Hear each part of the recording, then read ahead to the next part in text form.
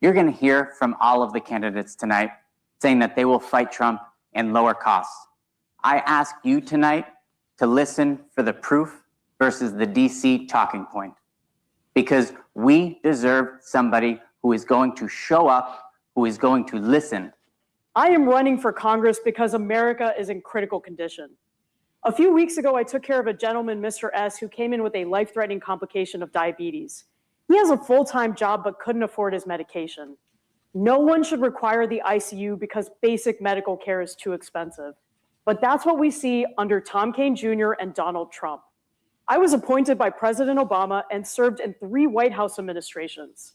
At the Department of Veterans Affairs, I expanded access to primary care for veterans. And right here in New Jersey, I took on the insurance companies and helped to pass legislation that stops them from denying essential medical care. In business, I helped to grow a small startup into a multi-billion-dollar business. That's the kind of leadership that we deserve here in CD-7. And as your member of Congress, I will fight Trump to make sure that we protect our democracy, that we lower costs, that we restore our shrinking middle class, and that we fix our healthcare system. Now, I fight for the lives of CD-7 residents right here in Rahway Hospital. And just like I fight here, I'm ready to take that fight to DC because we deserve better than Tom Kean Jr. Thank you. Mr. Varela. Hello, everyone. Hello, everyone. Hello. There we go. My name is Brian Varela, and I'm running to unseat Tom Kean Jr. because what this moment demands right now is someone who is a fighter. Donald Trump and his cronies have changed the rules to the game, and we need someone who knows how to fight, and I am someone who's fought my entire life. I fought to pay my way through school when my parents couldn't afford it. I fought to keep my family afloat when my mom got sick and my parents went out of business. I fought to raise my younger brother when my mom passed 2 years later. He was 13. That was hard. I fought to build a business from scratch during COVID, and I built it into one of the fastest growing companies in the country. And I want to continue that fight. Over the past few years, I fought to expand the Democratic Party, especially in the red-leaning parts of the state. And that's the kind of fight that we need right now. And I want to take that fight down to DC. I want to fight for affordability because the squeeze on working class and middle class families is too much right now.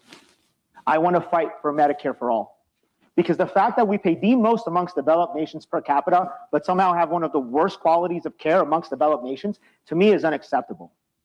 And last but definitely not least, I want to fight to defend our democracy. We've got an administration that is off the rails. We've got the Trump family enriching themselves to the tune of north of $1 billion. And as a first-generation Colombian American, I am appalled by the attacks that we're seeing in our immigrant communities. That's why I'm proud to say that I was the first candidate to ask for Noam's impeachment, and we need to dismantle Trump's ICE. Thank you. Thank you. Ms. Bennett.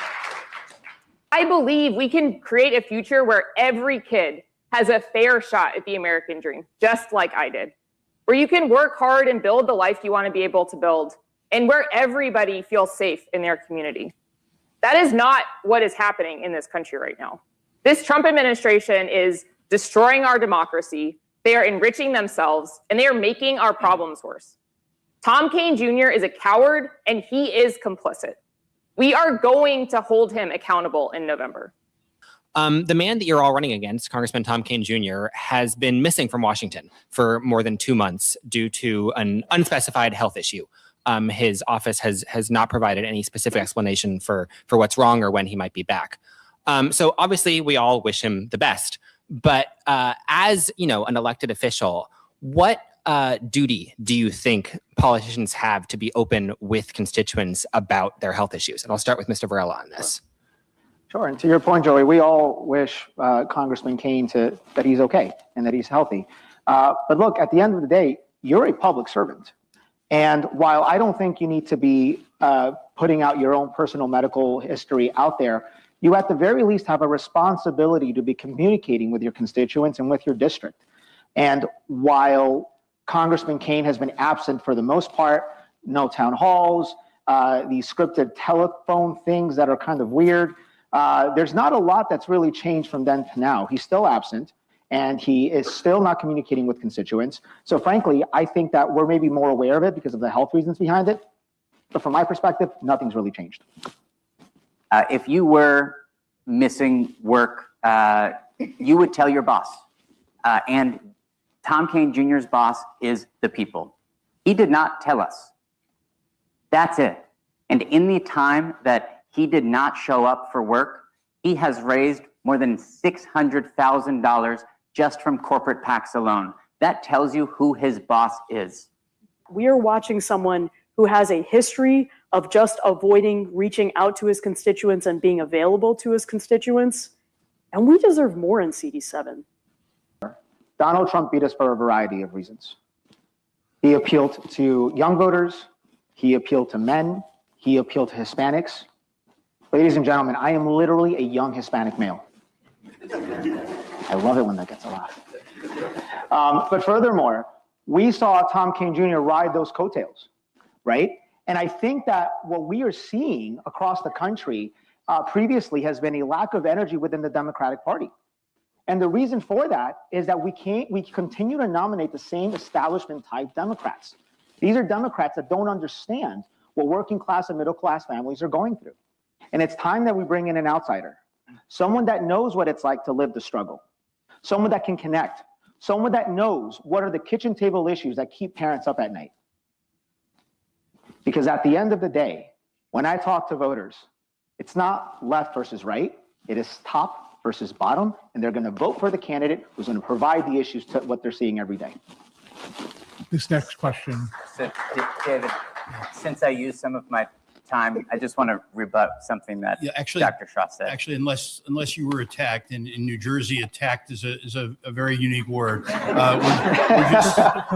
just going to move on. And also, as long as I'm speaking, I love this audience, but would remind everybody to please withhold their applause so that we can hear from the candidates. Citizens United is single-handedly one of the worst things that has ever happened to this country. We'll hear re-argument this morning in case 08205, Citizens United versus the Federal Election Commission. Mr. Olson. Mr. Chief Justice, and may it please the Court, robust debate about candidates for elective office is the most fundamental value protected by the First Amendment's guarantee of free speech. People that are making the transition from getting out of the military and moving into their second career is really hard. It's really hard for a lot of us. And so I spent a lot of time volunteering in that space. But I think there's an opportunity here when we look at apprenticeships, because we have not modernized that program from a federal level for decades. And so we have an opportunity to make sure we're modernizing and streamlining the processes. I'm just going to use the carpenters as an example here, because there's an 11,000 wait list for people that want to join the carpenters apprentice program. And so this is a win-win. We can make sure that we have more good union jobs in our district to be able to get more projects done from an infrastructure perspective, and also make sure that we can help people be able to get into programs like that. So those are the types of things that I'm going to focus on in office. Now, I come from the medical profession. Trump has actually declassified nurses that want to pursue advanced degrees, calling them unprofessional, and that's capping the amount that they can borrow. He is taking away our choice, and we shouldn't stand for it. I support conditioning aid to Israel up to U.S. law, international law, humanitarian law. Look, I firmly believe in Israel's right to exist, to defend itself against the horrible terrorist attacks from Hamas on October 7th. And I can support Israel and say that Netanyahu has been horrible. As a Jew who has deep ties to Israel, it makes my heart bleed anytime I see a video of something. This past week, I was honored to join at the Islamic Center for a forum. And I shared my own story of my grandparents surviving the Holocaust. And they survived because in 1939, they were taken on a boat to Palestine. And a gentleman came over to me after and shared his story of having 20 family members in Gaza right now. And it broke my heart. The conversation ended with a hug and a tear from at least one of us. But we have to remember in this conflict about our shared humanity. Thank you. Should Congress ban foreign individuals or foreign companies or foreign governments from purchasing American farmland and family farms like you have throughout the 7th District. Should they do that? Is that a role of Congress? I think the role of Congress is to make sure that everyone has the resources they need to live a good life and to make sure that they can raise their families. And when I talk to farmers in our district, they're talking about how Trump's foreign policies, including what he's done with tariffs, including what's happened with the price of pesticides, are causing them to say, look, I'm not sure I can keep my farm alive. That's what we should really be focusing on. This is a big picture answer to your question, which is to say, I want to make sure that I listen to the people that know these problems the most. They are our farmers sprinkled across in Somerset and in Hunterdon and many of our counties, and to make sure that these folks that understand the challenges they're facing, that we actually deploy solutions. Now, I also want to take this opportunity to just remind everyone that Tom Kean Jr. has been silent on this issue too. He lives in our district and he has said nothing and done nothing to help the farmers in our district. Thank you. Mejia recently proposed a $25 an hour federal minimum wage. Raise your hand if you would vote with her on that. Okay. Raise your hand if you are open to replacing some of the money in politics with public financing of congressional campaigns. These are people that have done a lot of call time that would like to do other things. I asked this question in 2024 in both general election candidates. They both at the time said that they believed there was intelligent life on other planets. Raise your hand if you believe intelligent life exists elsewhere in the universe. Okay. We have a general. I wonder if intelligent life exists here. A community wrapped their arms around them and gave my family a shot. And that's why I'm standing up here today. And so when a place gives you a shot, you never turn your back on it. You stand up and you fight.